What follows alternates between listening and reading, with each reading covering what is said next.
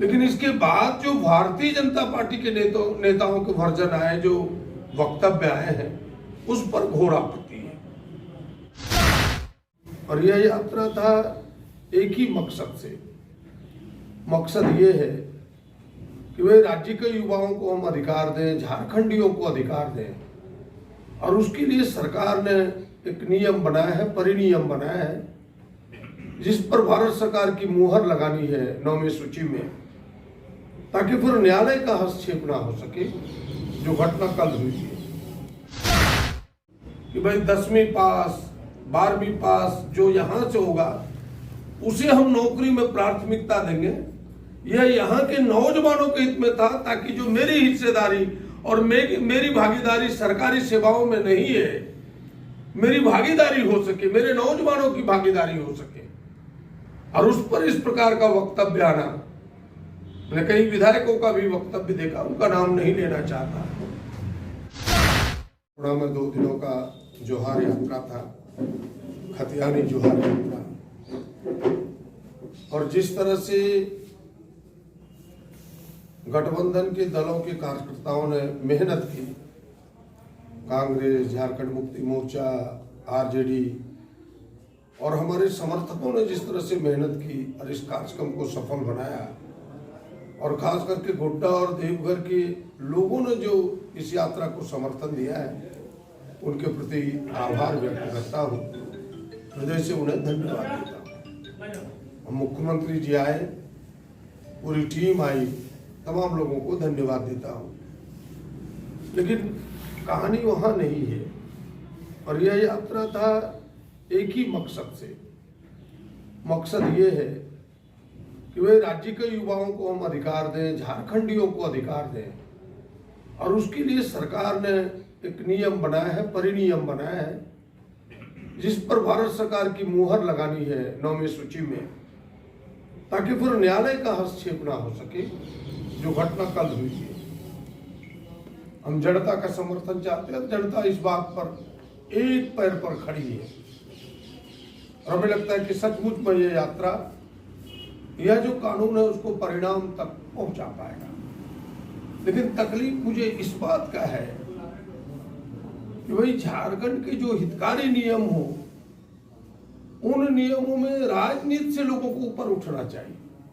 मैं इसलिए कह रहा हूं कि आपने देखा होगा कि कल माननीय उच्च न्यायालय का एक निर्णय आया। उच्च न्यायालय के निर्णय पर मेरी कोई टिप्पणी नहीं है, उनके कानूनी दांव-पेचों को देखूंगा। मुख्यमंत्री जी ने भी कहा है कि पहले उसके अध्ययन करेंगे, जो विधि विभाग के विशेषज्ञ हैं, फिर उस पर राय आगे प्रकट करेंगे। हम सब भी देखेंगे उसको। लेकिन इसके बाद जो भारतीय जनता पार्टी के नेताओं के वर्जन आए, जो वक्तव्य आए हैं, उस पर घोर आपत्ति है। उनके अध्यक्ष ने कहा, दीपक प्रकाश जी ने, नाम मैं नहीं लेना चाहता, मेरे अच्छे मित्र आज भी हैं, कि पहले भी थे, कि भाई ये झारखंड की हार हुई है, और भाई झारखंड सरकार की हार हुई है। ये झारखंड सरकार की हार नहीं है, ये झारखंडियों की हार है, क्योंकि यह कानून झारखंडियों के हित में था। हम सबको एक साथ खड़ा होना चाहिए इस पर। देश की हित की बात हो, चीन आक्रमण करने के लिए तैयार रहता है, पाकिस्तान तांडव करता है, तो सारी पार्टियां एक होकर के, कोई प्रधानमंत्री हो, उनका अपना समर्थन देता है।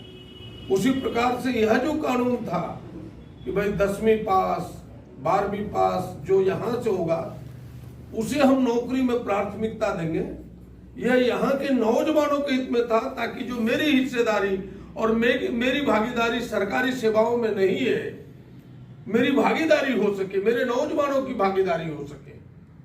और उस पर इस प्रकार का वक्तव्य आना, मैंने कई विधायकों का भी वक्तव्य देखा, उनका नाम नहीं लेना चाहता।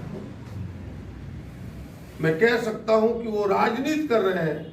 हम सब राजनीति नहीं, हम सब झारखंड का हित चाहते हैं। अभी आपने देखा कि भाई 75% निजी कंपनियों में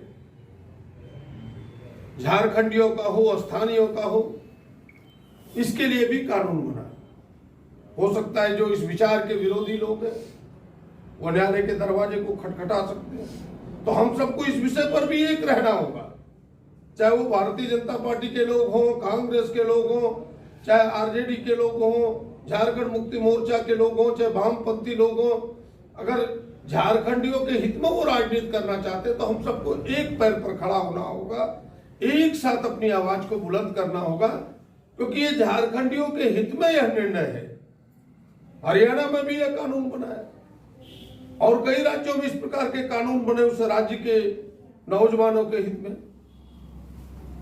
इसलिए मुझे काफी तकलीफ है। मैं फिर से एक बार आपके माध्यम से ऐसे राजनीतिक दलों के इस वक्तव्य की निंदा करता और उन्हें आग्रह करना चाहता हूं कि आप इस विषय पर सरकार के साथ खड़े हो जाएं, ताकि झारखंड के नौजवानों का हित हो सके।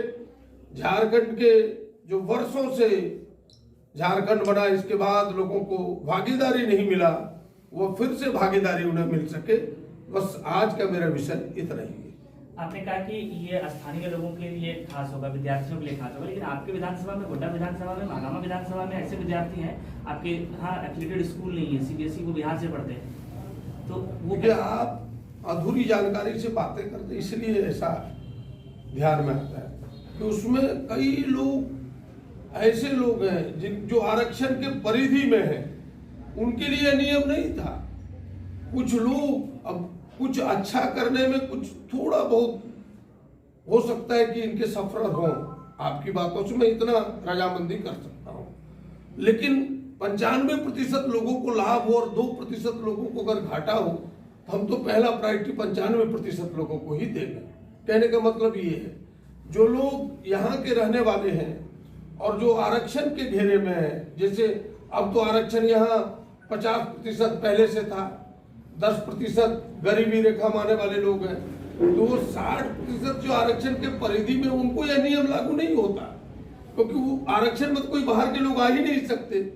जो ओपन था, जनरल था, उसमें बाहर के लोग आ रहे थे, इसलिए यह कड़ा कानून लाया गया था, ताकि बाहर के लोग छलांग लगा करके हमारी नौकरी को छीन ना दें। लेकिन सामान्य जाति के ही छात्र के लिए 10वीं 12वीं झारखंड से करना अनिवार्य और अन्य वर्ग के लिए नहीं, तो इससे सरकार की मंशा में तो भेदभाव नहीं झलकता है। आप समझ नहीं रहे, इसीलिए आपको भेदभाव झलकता है। आरक्षण में तो पहले से यह पूर्णता है कि भाई बिहार का अगर कोई यादव जी होगा तो उसे पिछड़े का आरक्षण नहीं मिलेगा, इसीलिए उसके लिए नियम नहीं है। आप बात को समझ लीजिएगा तब आपके ध्यान में आएगा। कोई आदिवासी, वो तो कवर्ड है आरक्षण से, तो उसके लिए यहाँ पढ़े चाहे वहां पढ़े, वो कोई फर्क नहीं पड़ता है, वो तो आरक्षण में है ही, इसीलिए उसके यह नियम लागू नहीं होता, उससे परे अपने आप हो जाता है। वो सरकार चाहे या ना चाहे, इस नियम के कवर को वो बाहर हो जाता है। सामान्य जाति के लोगों को ही सीट को बाहर के लोग छीन के ले जाते हैं। 100 में से सामान्य जाति की अगर बहाली होता है तो 50 लोग बाहर का आ जाता है। यहाँ के जो सामान्य लोग हैं उनका सीट छीना जाता है, उनके सुरक्षा कवच के लिए कानून है, लेकिन उनके विरोध में वो बाहरी कहला जाएंगे। नहीं, बाहरी कहला जाएंगे ऐसा नहीं है। यहाँ के कुछ एक लोग बाहर हैं, ऐसा नहीं, अधिकांश लोग तो यहाँ है उनके हित में। यहाँ आपके पास एक भी एफिलिएटेड आपके संस्थान पर रांची में एफिलिएटेड सीबीएसई है। यहाँ मान लीजिए कि जो जैसे गौरव लोग हैं, ये लोग पहले सीबीएसई पास किया, उस समय कानून नहीं था, तो ये लोग तो सफर कर गया कि सीबीएसई का पढ़ा, यहाँ एफिलिएटेड स्कूल नहीं है, बांका से भागलपुर से जो है एफियर कराया जा रहा है, ये कानून तब तो उसको लिए करना चाहिए कि देखिए, यह आप बात को समझ नहीं पा रहे, इसलिए यह कहानी आप गढ़ रहे हैं। हमने पहले ही कहा कि 95% जो सामान्य परिवार के लोग हैं वो सारे लोग यहाँ से पढ़ते हैं, उनके लिए सुरक्षा कवच है। 5% लोग जो बाहर भी पढ़ते हैं उसको यह सुरक्षा नहीं दे पा रहा था, ये आप कह सकते हैं, लेकिन 95% लोगों के इससे फायदे थे, उसके लिए था। तो हम चूज तो पहला 95 करेंगे, 5 को कठिनाइयां है, उसके भी संशोधन के सरकार उपाय ढूंढ रहे थे। हम सबको इस बात पर रिजिड होना चाहिए कि भाई वह जो 5% है उसके लिए भी क्या प्रयास करें, यहाँ हमको रिजिड होना चाहिए। और इन सारे विषयों को लेकर के यह जो सुरक्षा केवल ये 10वीं और 12वीं की बात नहीं है, आने वाले दिनों में यह जो 75% का आपने कंपलसरी किया है कि स्थानीय लोगों को होगा, लोग इसको भी चुनौती देना चाहेगा। अगर इसमें हम भी एक ना होंगे तो फिर यह भी टूटेगा। और फिर आप देख रहे हैं कि लोग 1932 की खतियान की बात आ रही है, अगर इस पर भी एक नहीं होंगे तो इस पर भी लोग चुनौती देगा। तो जो मेरा सार यही है कि जो कानून झारखंडियों के हित में बने, पूरी राजनीतिक दलों को राजनीति से ऊपर उठ करके एक पैर पर खड़ा होना चाहिए, एक साथ।